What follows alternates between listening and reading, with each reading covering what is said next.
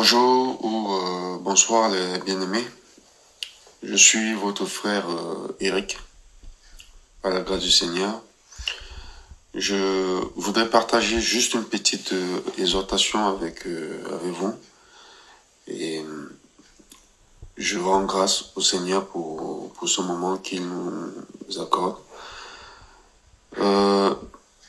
Père éternel, Papa, merci pour ce moment.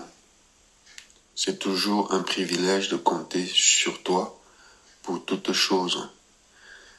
Prends le contrôle de tout et fais-nous encore du bien comme d'habitude.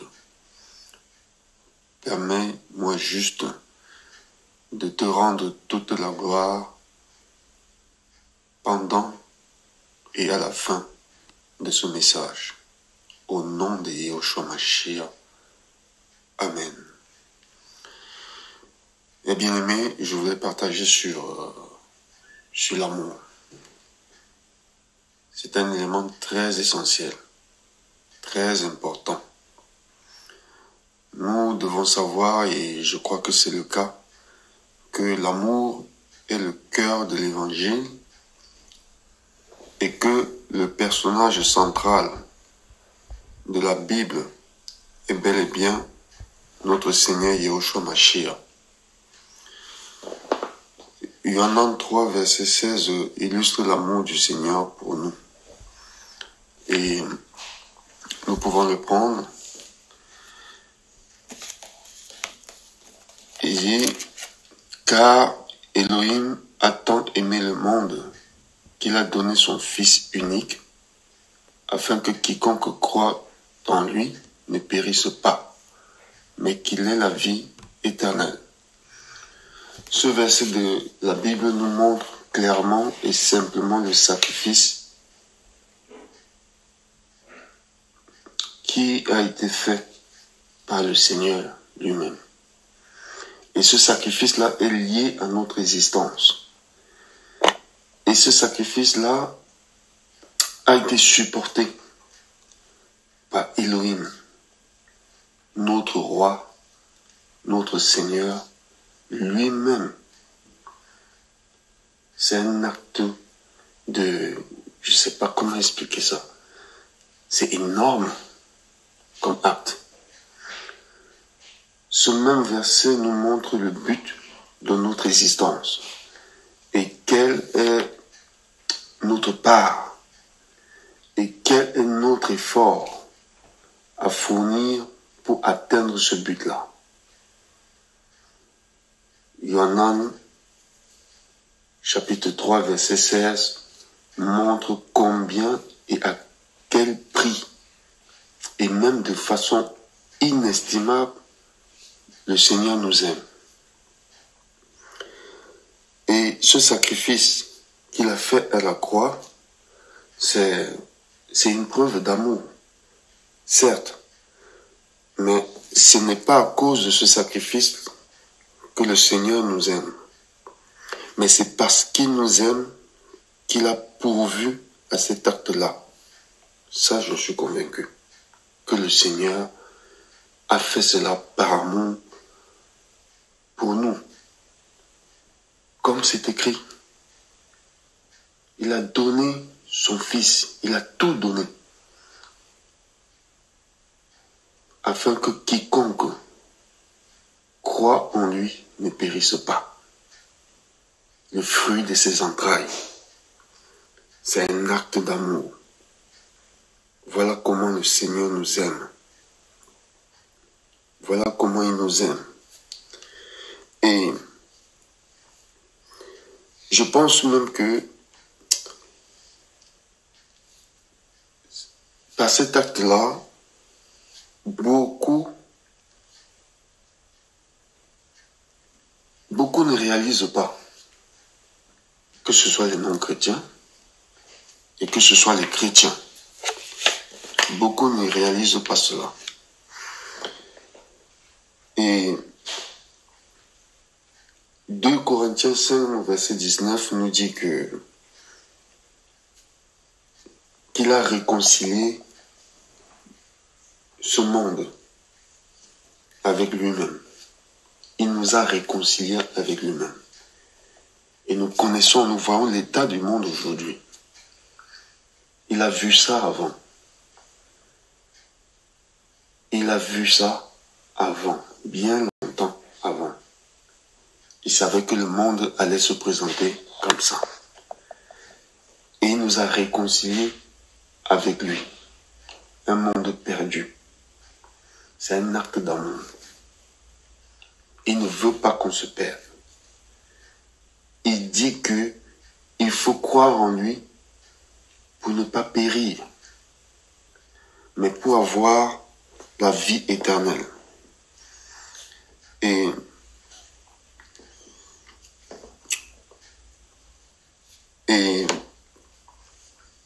ce qu'il a fait là à la croix, il a tout rencontré là-bas. Rien que dans les détresses même, la tristesse de Gethsémane, et comme dans la mort, ça avait le cœur de l'amour infini que le Seigneur nous a... Attends, on va prendre ce passage-là dans 2 Corinthiens 5, verset 19, là, pour bien illustrer cet amour du Seigneur. Cet amour du Seigneur. 2 Corinthiens 5, 19. Merci Seigneur pour ta vérité. Car Elohim était en Mashiach, réconciliant le monde avec lui-même, en ne leur imputant pas leurs fautes, et il a mis en nous la parole de la réconciliation. Voilà. Et voilà. Il nous a réconciliés avec lui-même. Il nous a réconciliés. Il n'a pas regardé à notre faute. Il n'a pas regardé à notre état. Mais il est venu, il nous a réconciliés avec nous. Ce monde ici là. Il a payé un grand prix pour notre rédemption. Pour nous rendre libres. Mais libres en son nom. Libres en son nom. Seul le Seigneur avait le pouvoir de faire ça. Parce que lui se connaît la hauteur et la profondeur de l'amour qu'il a pour l'humain. Un acte pour sauver l'être humain. Est-ce que nous réalisons ça? Est-ce que nous pouvons réaliser cet acte d'amour-là? Il dit que c'est pour qu'on ne périsse pas, mais qu'on ait la vie éternelle. Et en contrepartie, voilà, et en contrepartie, il nous demande tout simplement de croire en lui. C'est tout. Il n'y a pas d'équilibre. C'est pas équitable. Il a tout supporté en fait. Et ce qu'il nous demande, c'est de croire en lui. C'est-à-dire d'espérer en lui. De mettre toute notre espérance en lui. Pour qu'on ne périsse pas, il suffit juste d'aimer le Seigneur. Il s'est carrément solidarisé avec nos besoins, nos intérêts. Pour ça. Et il ne nous demande pas grand-chose. Nous pouvons aller voir ça dans Matthieu 22 en parle. Et Matthieu 22, au verset 37.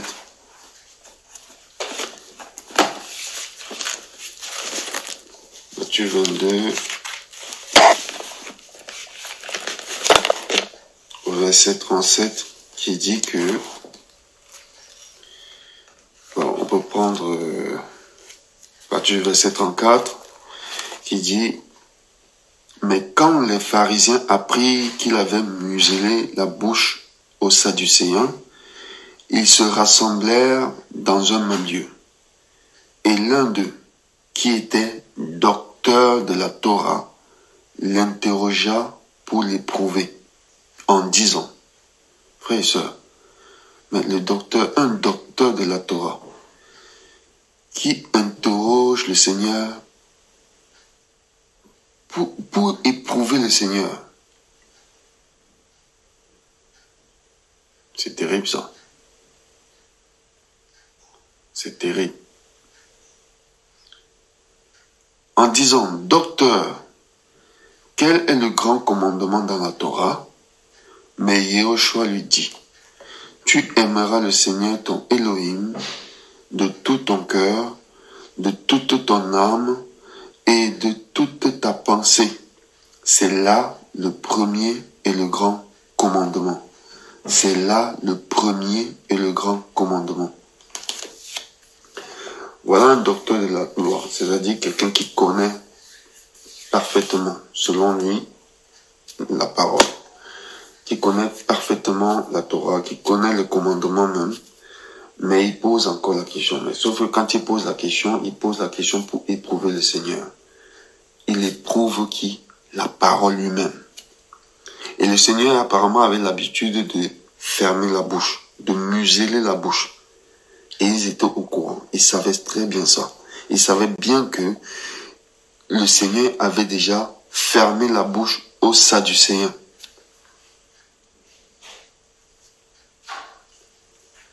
Et il a quand même eu le courage de venir devant le Seigneur pour lui poser la question. Et là, le Seigneur répond.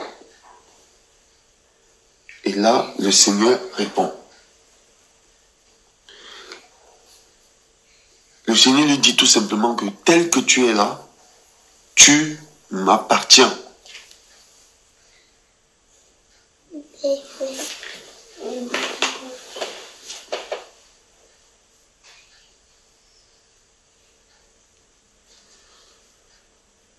Tel que tu es là, tu m'appartiens. C'est-à-dire, tu dois m'aimer, tu m'aimeras de tout ton cœur, tu m'aimeras de toute ton âme, tu m'aimeras de toute ta pensée, de tout ton cœur, de toute ton âme, c'est-à-dire ton sang, de toute ta pensée, c'est-à-dire ton esprit, tout ça là, ça m'appartient. Frères et sœurs, nous appartenons à Yehoshua Mashiach. Il n'y a pas un seul, il n'y a pas quelqu'un d'autre à part lui qui était à la croix, qui s'est sacrifié pour nous. Il n'y en a pas. Dans son amour, naturellement, sans même nous donner les commandements, nous devons naturellement l'aimer. Mais sauf que il a appliqué les commandements.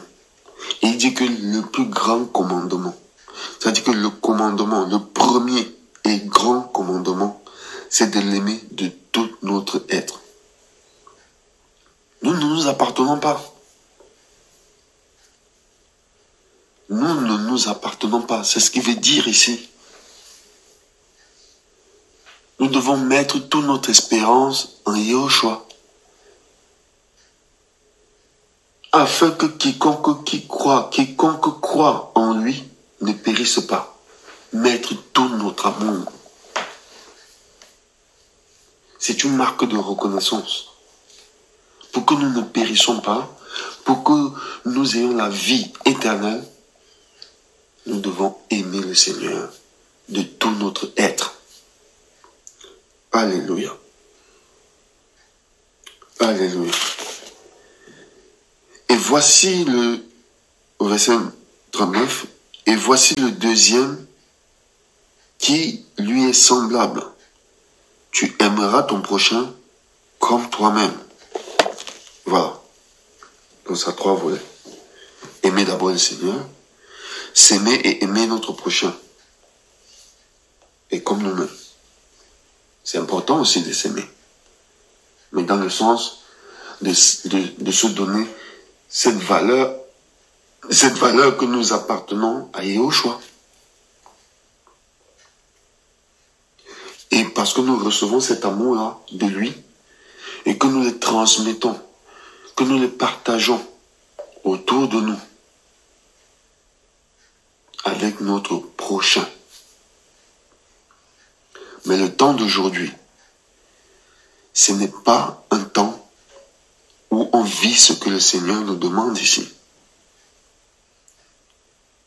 Pas du tout. Et d'ailleurs, l'apôtre Paulos, il dit à Timothée, dans 2 Timothée là-bas, on va prendre 2 Timothée 3,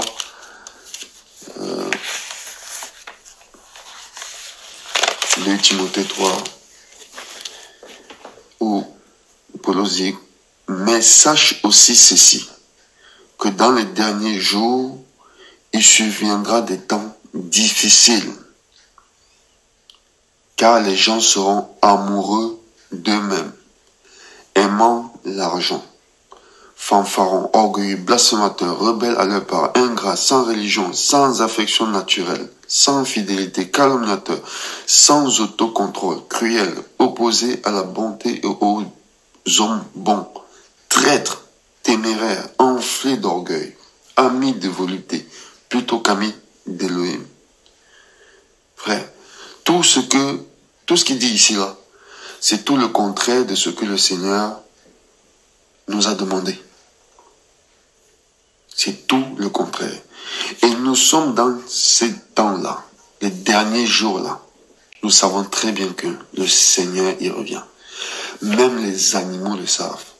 Même les païens. C'est-à-dire que même si nous-mêmes là, nous étions un peu comme les Bartimée avant qu'ils ne rencontrent le Seigneur, on devait le sentir. On devait le voir. On devait connaître que le Seigneur y revient. Nous sommes dans ce temps-là. Et regardez ce qui se passe alors que le Seigneur est à la porte. Pas d'amour. Pas d'amour vis-à-vis du Seigneur. Il n'y en a pas. Beaucoup, tout ce qui les intéresse, c'est eux-mêmes. C'est ce qu'il dit ici. Ils seront amoureux d'eux-mêmes. Amoureux d'eux-mêmes. Le commandement, c'est d'abord d'être amoureux de Yahushua. D'être amoureux du Seigneur. Et qu'ensuite, nous aimer notre prochain comme nous-mêmes. Mais les gens, il dit, les gens seront amoureux d'eux-mêmes. Et ils vont aimer l'argent. Aimer les richesses, les voluptés. C'est-à-dire qu'ils n'auront même plus d'amour pour le prochain.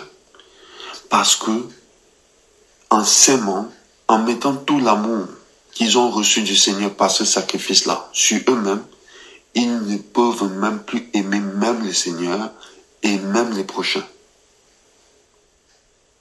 C'est très compliqué.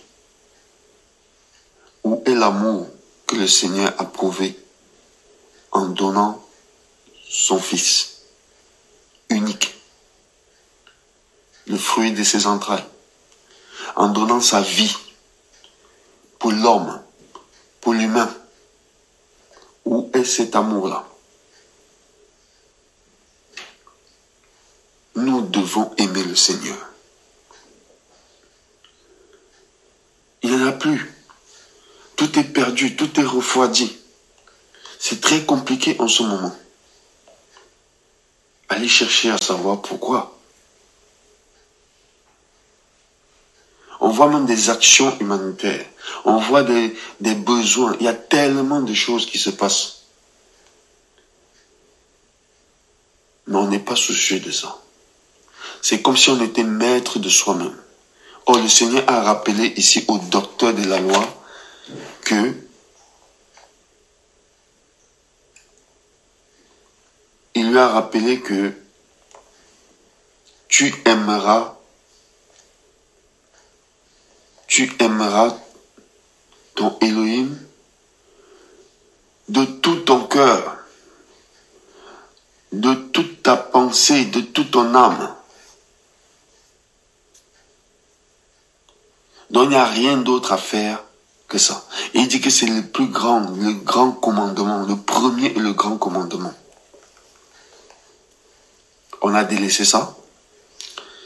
Et même le deuxième commandement, c'est compliqué.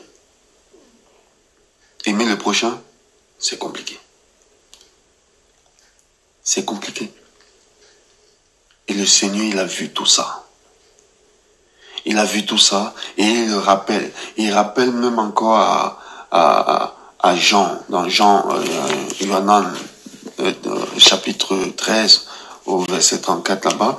Et il lui rappelle, il lui dit, il lui rappelle le commandement, un commandement nouveau.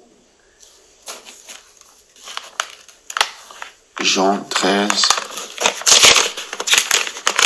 Alléluia, Seigneur, merci. Je vous donne un nouveau commandement, voilà. Un nouveau commandement. Aimez-vous, il parle encore ici d'amour. Aimez-vous les uns les autres, comme je vous ai aimé. Ça, c'est sûr qu'il nous a aimés. Ça, c'est sûr. Vous aussi, aimez-vous les uns les autres. À ceci, tous connaîtront que vous êtes mes disciples, si vous avez de l'amour les uns pour les autres.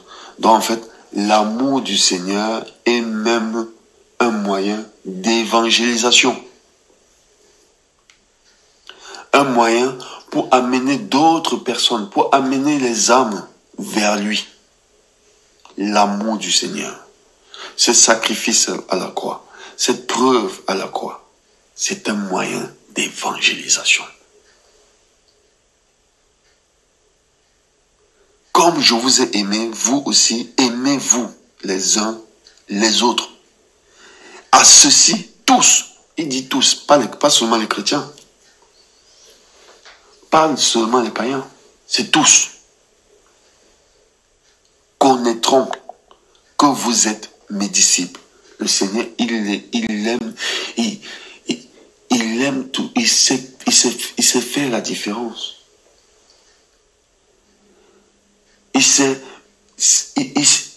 distinguer, il sait mettre, comment dire, il sait se faire reconnaître, et il veut se faire reconnaître, le Seigneur. Il veut qu'on le lise à travers nous, il veut qu'on soit ses représentants.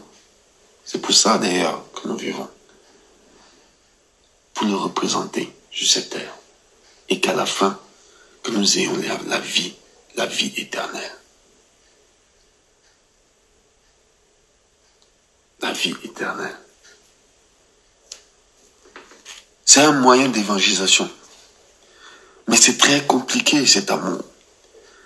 C'est très compliqué de vivre cet amour. Si on n'a pas l'amour du Seigneur, si on ne reconnaît pas son amour-là, on ne peut pas s'aimer. On ne peut pas aimer notre prochain. C'est pas possible. C'est pas possible.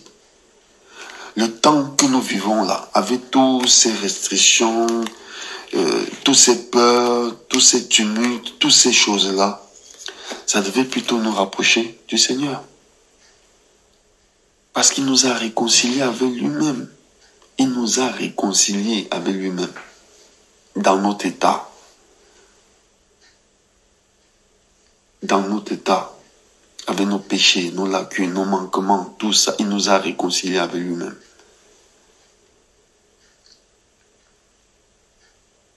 Nous devons manifester la reconnaissance.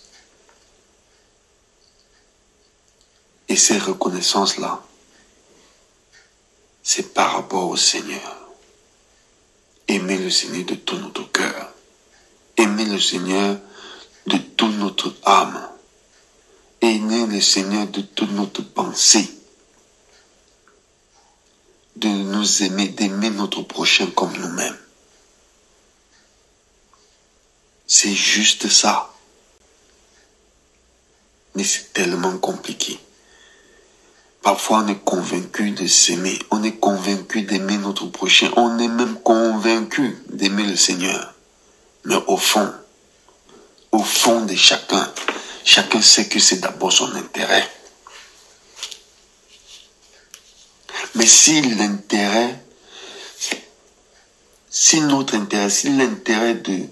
intérêt, mon frère, si ton intérêt, ma soeur, ou si même mon intérêt n'est pas de tout faire pour plaire premièrement au Seigneur, nous manquerons le but.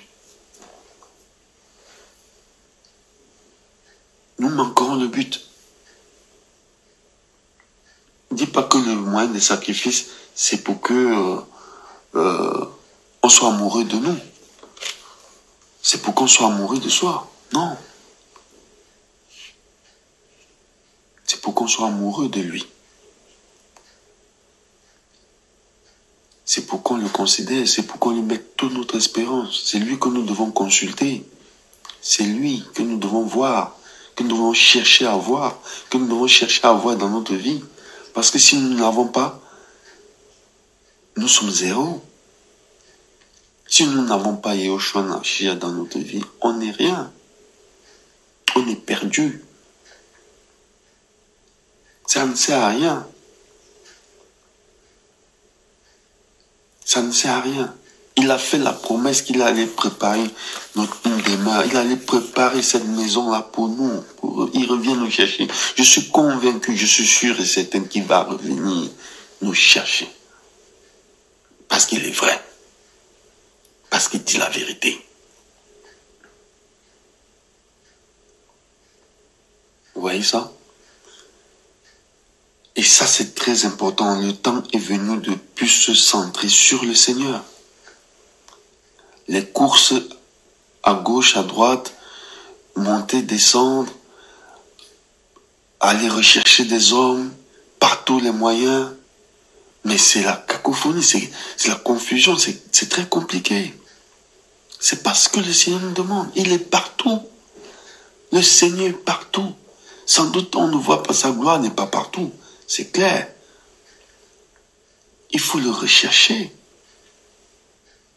On n'a pas besoin de prendre des billets d'avion pour aller. Non.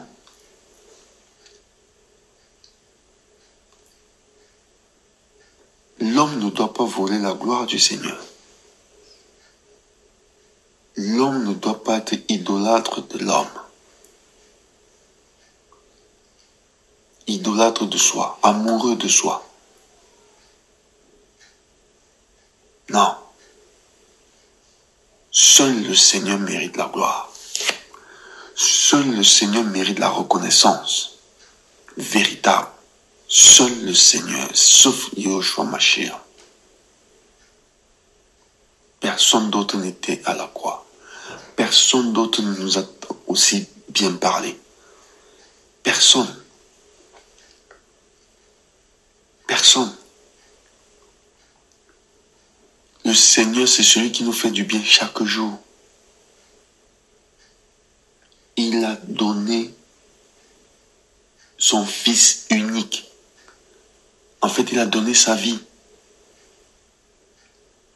Qui peut faire ça? Regardez notre vie, regardez. Il suffit que quelqu'un te parle comme ça, directement. Allez hop, tu t'irrites.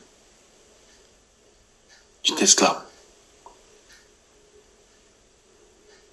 Il suffit que quelqu'un te double légèrement comme ça en route. Allez hop. Oh, ça me parle moi-même, je vous assure. C'est incroyable. Donc on n'est pas capable de se donner pour quelqu'un.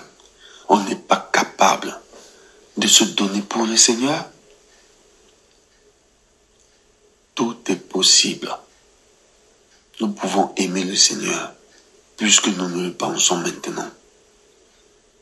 Ne soyons pas sincères avec l'amour pour le Seigneur, mais soyons vrais.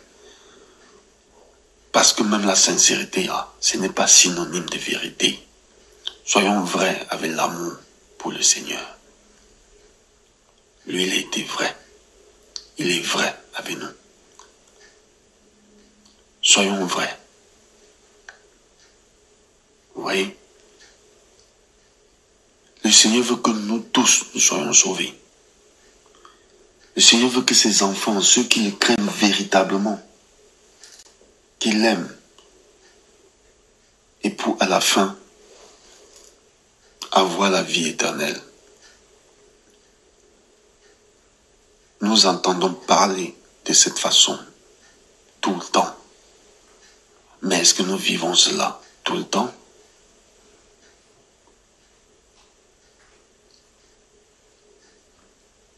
Les commandements du Seigneur. Les commandements du Seigneur.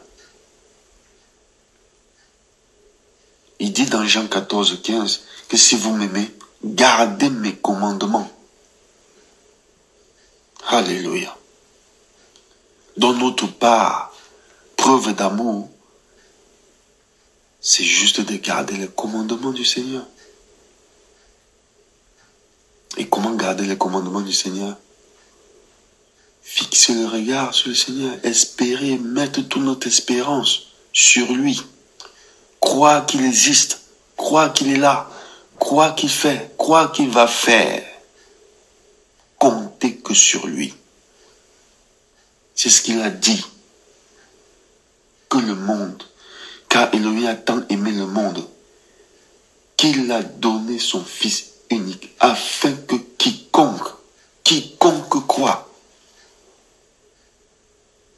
quiconque croit en lui, ne périsse pas, mais qu'il ait la vie éternelle. Qu'il ait la vie éternelle. C'est ça notre but. L'amour. Redéfinissons notre façon d'aimer le Seigneur dans nos habitudes.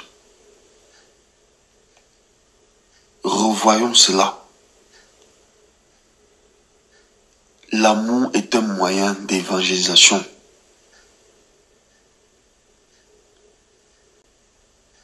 C'est un moyen de témoigner du Seigneur.